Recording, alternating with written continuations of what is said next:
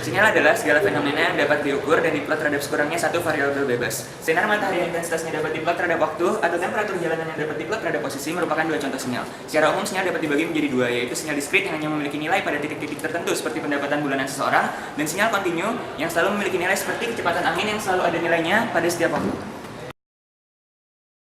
Transformasi sinyal merupakan salah satu konsep penting dalam menganalisis sinyal. Pada bahasan ini kita hanya fokus membahas pemodifikasian sederhana pada variabel independen yang dalam kasus ialah sumbu waktu. Ada 3 transformasi yang akan dibahas, yaitu time shift, time reversal, dan time scaling. Time shift. Dalam time shift, bentuk dan besar sinyal tetap sama, hanya saja posisi sinyal itu akan tergeser dalam waktu. Ekspresi matematikanya yaitu ketika T0 negatif, sinyal akan terjadi lebih dahulu, dan sebaliknya, ketika T0 positif, sinyal akan mengalami penundaan. Time reversal. Time reversal adalah mekanisme membalik bentuk sinyal dalam waktu, ketika waktu positif menjadi negatif atau ketika waktu negatif menjadi positif. Time scaling. Pada time scaling, sinyal akan mengalami pengskalaan waktunya, baik itu diperbesar atau diperkecil. Namun perlu diperhatikan adalah yang dimodifikasi adalah skala waktu, bukan skala sinyal. Sinyal kompleks eksponensial dibedakan menjadi sinyal diskrit dan kontinu. Yang pertama adalah kontinu, maka persamaan yang terbentuk adalah variasikan nilai A. Jika A real, maka grafik yang mungkin terbentuk adalah jika A imajiner, maka fungsi akan menjadi periodik dengan periode dasar sebesar menggunakan relasi Euler akan didapatkan yang memberi kesimpulan jika A imajiner akan terbentuk persamaan sinusoidal. Kemudian variasikan nilai C dan A. Maka ada komponen real dan komponen imajiner sehingga menghasilkan grafik sebagai berikut. Untuk sinyal diskrit secara garis besar sama, tetapi ada beberapa perbedaan sebagai berikut. Fungsi yang impuls dan unit step dibedakan menjadi diskrit dan kontinu. Untuk diskrit, persamaan impuls dan unit step sebagai berikut. Hubungan antara impuls dan unit step ditunjukkan pada dua persamaan berikut. Jika suatu fungsi dikali dengan fungsi impuls, maka akan menjadi persamaan. Untuk waktu kontinu, grafik unit step sebagai berikut. Tapi itu tidak mungkin karena harus ada delay saat menuju nilai 1. Maka grafik yang mungkin adalah, dan jika grafik itu diturunkan, maka akan menghasilkan grafik fungsi impuls.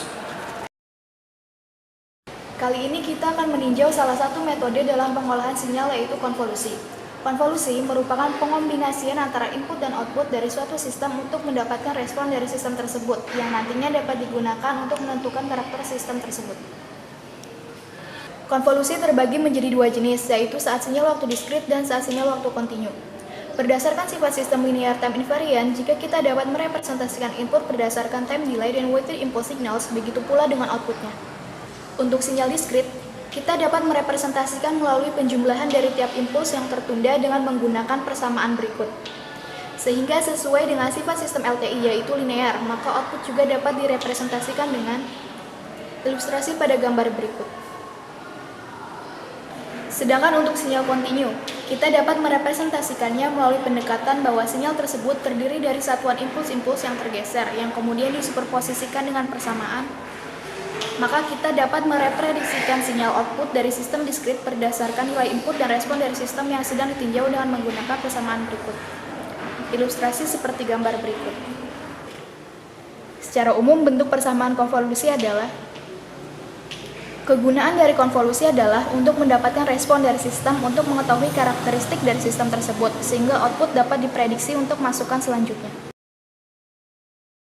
Analisis Fourier diberikan dengan kumpulan sinyal kompleks eksponensial waktu diskrit dalam bentuk Zn dan waktu kontinu dalam bentuk E pangkat St, di mana variabel S dan Z adalah bilangan kompleks. Jika input ke sistem LTI merupakan kombinasi linear dari sinyal kompleks eksponensial, maka outputnya juga akan sama.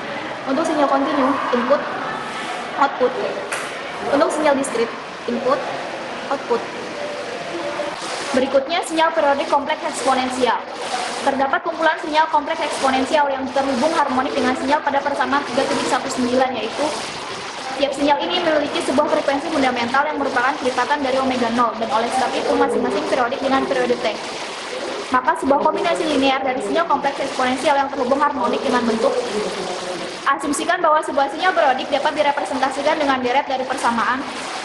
Untuk menentukan koefisien akar, maka kita kalikan kedua ruas dengan E pangkat min Jn omega 0T. Kita memperoleh dengan melakukan integrasi kedua sisi dari 0 sampai T sama dengan 2 pi per omega 0, kita punya T adalah periode dasar dari XT, dan konsekuensinya dilakukan integrasi pada rentang satu periode. Dengan menukar urutan integrasi dan penjumlahan menghasilkan, jika XT memiliki representasi dari Fourier, maka koefisien dapat ditentukan oleh persamaan 3.33. Pasangan dari persamaan ini mendefinisikan dari Fourier dari sinyal periodik waktu kontinu.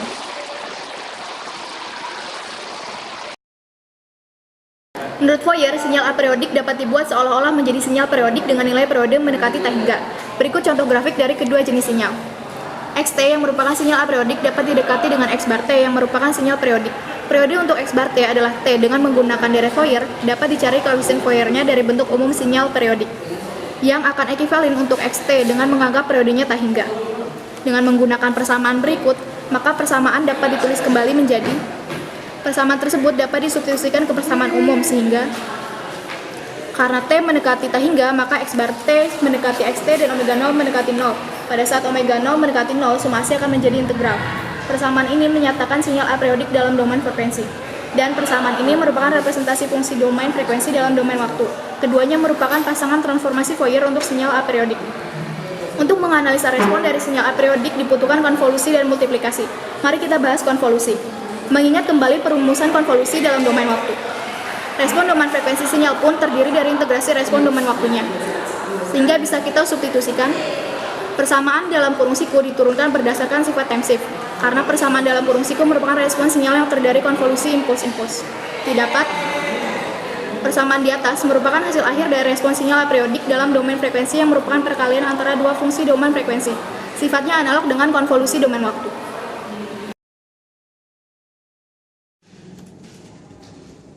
Kelompok kami hendak memanfaatkan ilmu yang kami dapat dari kuliah pengolahan sinyal untuk menjelaskan alasan mengapa white noise digunakan untuk menguji parameter akustik ruangan seperti yang dilakukan pada praktikum sistem pengukuran.